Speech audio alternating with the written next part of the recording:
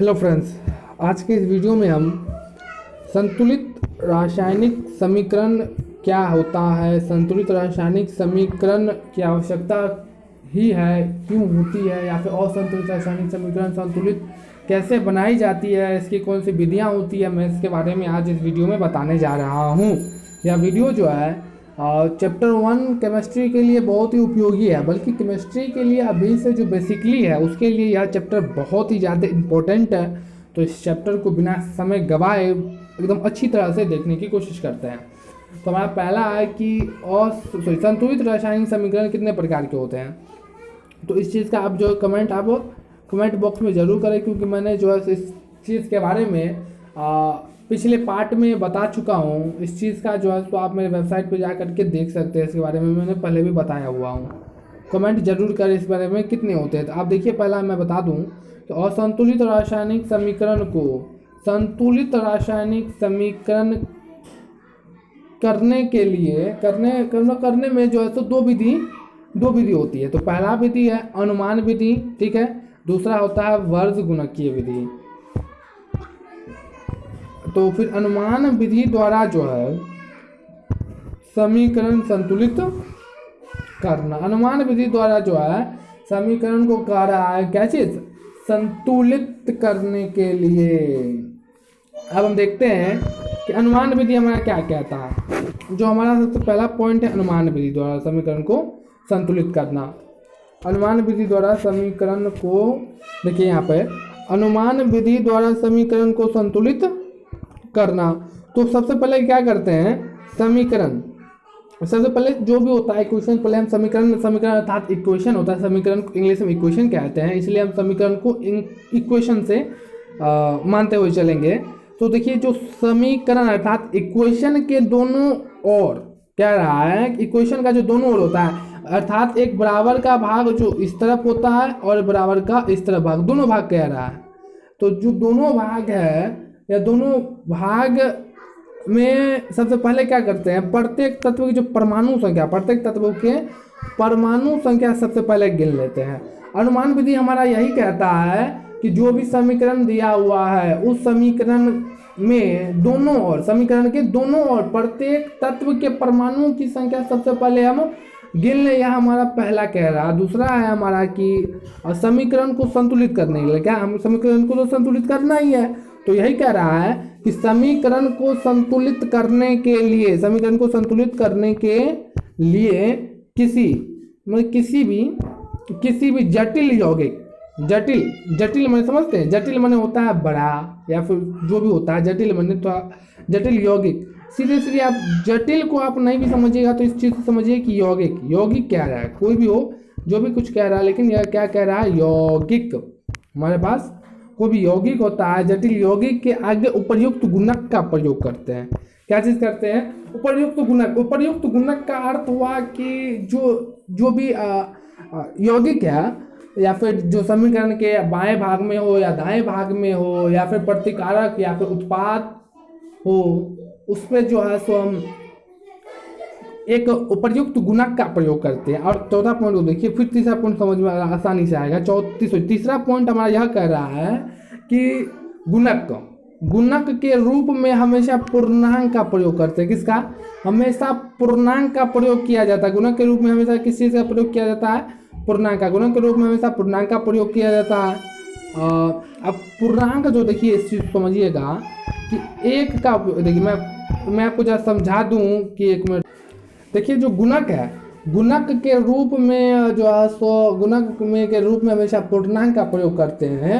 तो इससे हम यहाँ दर्शाना, गुणक के रूप में हमेशा पूर्णांक का प्रयोग करते हैं, इससे यह कह रहा है, इससे यह कहने का तात्पर्य यह है कि कभी भी हम कभी भी मैंने क्या, जब भी हम प्रयोग करेंगे तो 2,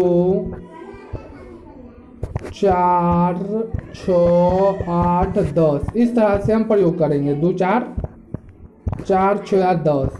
अब जो कह रहा पूर्णांक का इस जो है सो उपयोग, आप मैं बतला दूं कि इस चीज़ का प्रयोग करना है, लेकिन किसका प्रयोग नहीं करना है, यह बहुत ज़्यादा इंपॉर्टेंट होता है।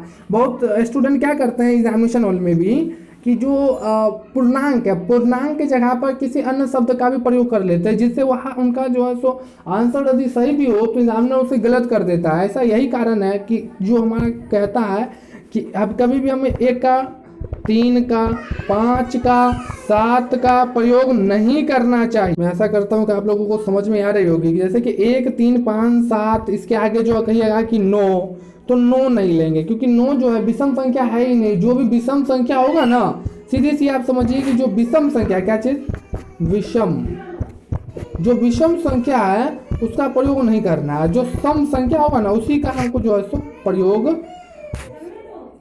सम संख्या का ही हमको प्रयोग करना है, विषम संख्या का प्रयोग नहीं करना है। पूर्णांक का यह हमको दर्शाने की कोशिश किया कर रहा है, ठीक है।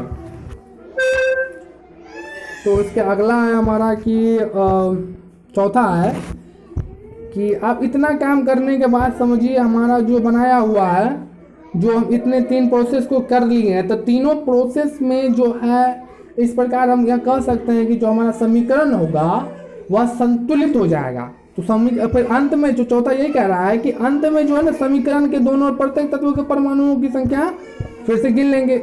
जब गिनेंगे तब वो हमारा क्या हो जाएगा, संतुलित रहेगा। अब इसी के तौर पे एक एग्जाम्पल देकर हमको समझाया है। एक एग्जाम्पल है जैसे कि H2 क्या कह रहा है, H2 मैंने जो इस चीज़ का एग्जाम्पल जो है पहले भी, इससे पहले वीडियो में भी दे रखा है। तो इसमें जैसे कि जो इसमें H2 हाइड्रोजन और ऑक्सीजन, जब हाइड्रोजन और ऑक्सीजन सहयोग करता है, हम अच्छी तरह जानते हैं कि जब हाइड्रोजन और ऑक्सीजन सहयोग करता है तो जल का निर्माण होता है। तो इसमें देखिए जो हाइड्रोजन है, हाइड्रोजन की परमाणु संख्या कितनी दी गई है, 2। ऑक्सीजन की परमाणु संख्या कितनी दी गई है, 2। और जो उत्पाद में जो है, उत्पाद में हाइड्रोजन का परमाणु संख्या कितना दिया गया, 2। ऑक्सीजन का कितना दिया गया, 1। तो हम यहाँ क्या हो गया, असंतुलित नहीं हो गया। देखिए यहाँ पर जो हाइड्रोजन है, हाइड्रोजन का परमाणु संख्या जो है सो 2 अभिकारक के तरफ में, प्रतिपल की परमाणु संख्या जो है सो हाइड्रोजन का, हाइड्रोजन आयन का प्रतिफल के परमाणु संख्या भी 2 है। लेकिन तत्व जो है ऑक्सीजन आयन, ऑक्सीजन का जो है विकारक के तरफ परमाणु की संख्या 2 है, लेकिन प्रतिफल की तरफ परमाणु की संख्या इसकी कितनी है, 1 ही है। अर्थात हम यहाँ कह सकते हैं क्या चीज़ कि यहाँ जो है असंतुलित है। दोनों और प्रत्येक तत्वों के परमाणुओं की संख्या समान नहीं है, इसलिए यह असंतुलित है।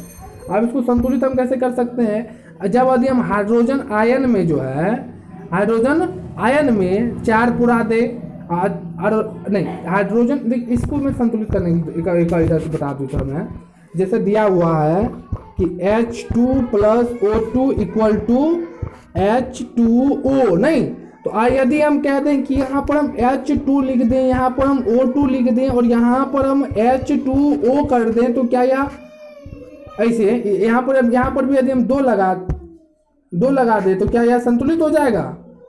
क्या आप सही जा रहे हैं? क्या यह संतुलित हो सकता है? जी नहीं, यह संतुलित नहीं होगा। यहाँ क्या हो जाएगा, असंतुलित का असंतुलित ही रह जाएगा। आप देखिए कैसे असंतुलित का असंतुलित ही रह जाएगा। तो यहाँ पर जो हाइड्रोजन का आयन की संख्या कितना है, हाइड्रोजन आयन जो है यहाँ पर 2 है, और उसके बाद देखिए अभी उत्पाद की तरफ भी हाइड्रोजन का आयन जो इधर 4 पुर जाता है, कितना पुर जाता है, 4। जो ऑक्सीजन है इधर 2 है, लेकिन यहाँ पर जो ये 2 जो है, इस जब हाइड्रोजन के साथ गुना में है तो ये ऑक्सीजन के साथ भी गुना में होगा, इसलिए जो ऑक्सीजन की संख्या है इधर O2 पुर जाता है, अर्थात ऑक्सीजन पुर जाता है पर हाइड्रोजन नहीं पुरता है। लेकिन अब यहाँ देखिए कि इस तरफ जो है हाइड्रोजन का संख्या 4 हो चुका है, तो यदि हम इस तरफ भी हाइड्रोजन का संख्या 4 पुरा दें तो क्या यह संतुलित नहीं होगा? जी बिल्कुल, यह संतुलित हो जाएगा, क्योंकि यह 2 4 पुर जाता है, यह भी 2 4 पुर जाता है, और यहाँ पर जो 2 है ऑक्सीजन की संख्या 2, यह 2 जो है इस ऑक्सीजन की संख्या के साथ गुना होकर के ऑक्सीजन की संख्या कितना बना देता है, 2। इसलिए हम यह कह सकते हैं कि यह अब संतुलित हो जाएगा। इसलिए हम यहाँ पर भी 2 का प्रयोग करते हुए, अर्थात हम कह सकते हैं कि यह जो है 2H2 + O2 = 2H2O, यह जो है क्या हो जाएगा, संतुलित इक्वेशन होगा, संतुलित रासायनिक समीकरण हो जाएगा। तो आज हम जो है इस वीडियो में समीकरण को संतुलित करने के लिए अनुमान विधि का प्रयोग किया। अब हम अगले वीडियो में जो है वर्गमूल की विधि के बारे में जानेंगे। आज के लिए बस इतना ही, धन्यवाद।